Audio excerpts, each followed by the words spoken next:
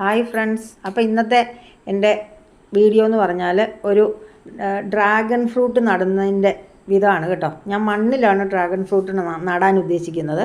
അപ്പോൾ അതിന് വേണ്ടിയിട്ട് വേണ്ടത് ഞാൻ 4 സ്റ്റെമ്മ് വാങ്ങി വെച്ചിട്ടുണ്ട്. ഡ്രാഗൺ ഫ്രൂട്ടിൻ്റെ 4 സ്റ്റെമ്മ് വാങ്ങി വെച്ചിട്ടുണ്ട്. അപ്പോൾ അത് 2 കുറ്റിയിൽ അപ്പുറത്തും ഇപ്പുറത്തും 2 വെച്ച് നടാനാണ് എൻ്റെ പ്ലാന്. അപ്പോൾ ഞാൻ 2 കുറ്റി റെഡിയാക്കി. 2 കുറ്റി ഇങ്ങനെ നല്ല കമ്പിപ്പാരയൊക്കെ കൊണ്ട് നന്നായിട്ട് കുത്തി നല്ല റെഡിയാക്കി നല്ലോണം ഫിറ്റായിട്ട് ഉറപ്പിച്ച് കഴിഞ്ഞു.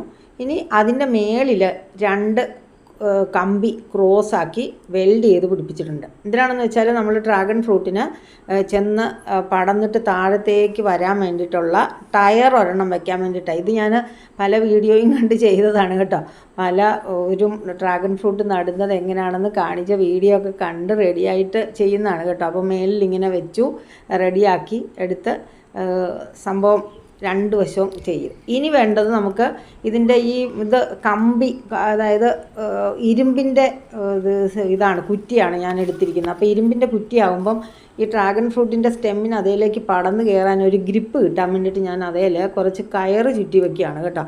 അപ്പോൾ ആ സ്റ്റെമ്മ് ഒരെണ്ണത്തേൽ ഇത് ചുറ്റുന്ന തിരക്കിലാണ് കേട്ടോ. ചുറ്റി അടുത്തത് മറ്റേ 2 ഇത് ചുറ്റി താഴത്ത് വരെ ഞാൻ ചുറ്റി. എന്നിട്ടാണ് നമ്മൾ അതിൻ്റെ ചോട്ടിൽ നമ്മുടെ 2 വശത്തുമായിട്ട് നമ്മുടെ എന്താ ചെയ്യുന്നത്, മറ്റേ ഇത് സ്റ്റെമ്മ് നട്ടു വയ്ക്കുന്നത്. അപ്പോൾ ഇത് ചെയ്തു റെഡിയാക്കി. ഇത് ചെയ്ത് കഴിഞ്ഞ് ഇതിൽ കയറൊക്കെ ചുറ്റി കഴിഞ്ഞിട്ട് ഞാൻ കാണിക്കാം കേട്ടോ. നല്ല ഭംഗിയായിട്ട് ഞാൻ ചുറ്റിയൊക്കെ കഴിഞ്ഞ് നോക്കിയപ്പോൾ ഞാൻ ഓർത്ത് ഞാൻ ഇത്ര ഭംഗിയായിട്ട് ഇത് ചുറ്റിയൊക്കെ എങ്ങനെ ചെയ്തെന്ന് കേട്ടോ. അതാ നോക്ക് എന്ത് ഭംഗിയായിട്ടാണെന്നറിയാം. ഞാൻ തന്നെ ആരുടെയും സഹായമില്ലാതെ ചെയ്തതാണ്.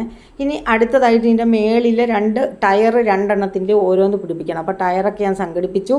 അതുകൊണ്ട് എന്താ കമ്പി ഉപയോഗിച്ച് അതുമായിട്ട് കെട്ടി റെഡിയാക്കി എന്ന് പറഞ്ഞാൽ ഇപ്പോൾ ഫിറ്റാണ് കേട്ടോ. ഇപ്പോൾ സംഭവം അനങ്ങാതെ നല്ല ഫിറ്റാക്കി ഞാൻ റെഡിയാക്കി വെച്ചിരിക്കുകയാണ്. അപ്പം മേളിൽ ടയറും ഒക്കെ ആയിട്ട്, ടയറൊന്നും ഇപ്പോൾ ആവശ്യമില്ല, ഇത് കിളുത്ത് മേലോട്ട് വന്നിട്ട് മതി. അതുപോലെ കണ്ടവരൊക്കെ എന്നെ കളിയാക്കി, ഇപ്പോഴേ ഇതൊക്കെ എടുത്ത് വെക്കേണ്ട കാര്യമില്ല, അത് കിളുത്തിട്ട് മതിയെന്ന്. പക്ഷേ എൻ്റെ ഒരു കോൺഫിഡൻസ് എന്ന് പറഞ്ഞാൽ ഇത് കിളുക്കുമെന്നാണ്, നമ്മളങ്ങനെ വിചാരിക്കണമല്ലോ. ബി ആൻ ഒപ്റ്റിമിസ്റ്റ് എന്ന് പറയത്തില്ലേ. അതുകൊണ്ട് ഞാനതങ്ങനെ അതിൻ്റെ ടയറും കൂടെ റെഡിയാക്കി എല്ലാം ഫുൾ സെറ്റപ്പിലാക്കി കേട്ടോ.